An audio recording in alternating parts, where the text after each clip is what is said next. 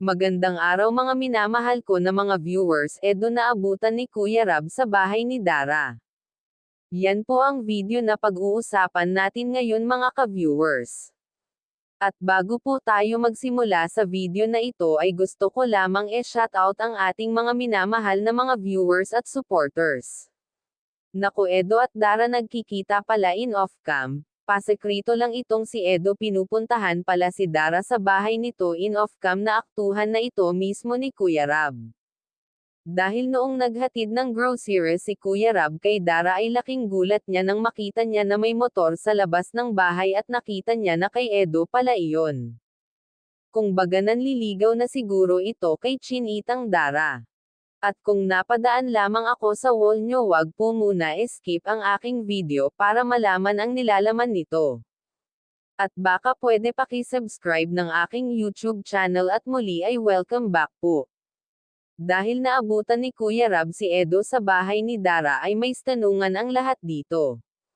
Si Dara po kasi ang nag-aalaga sa bagong panganak na ate niya at si Lola Ligaya naman ay tumutulong rin para hindi masyado mahirapan si Dara. Napakabait naman talaga ni Lola Ligaya at malambing nito.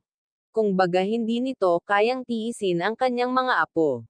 Dahil mahal niya ang mga ito, kaya sa point na ito masasabi talaga natin na maswerte itong si Dara dahil full support si Kuya Rab sa kanyang pag-aaral basta daw mag-aral siyang mabuti.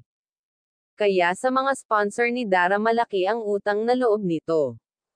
Kaya nagpasalamat ito kay Tita from USA dahil hanggang ngayon kasi kahit natapos na ang kanyang bahay ay patuloy pa rin sa pagtulong nito at pagbibigay sa kanya ng tulong financial at ito ang inaasahan niya para sa pag-aral niya kaya si Dara ay masaya ngayon sa mga nangyayari.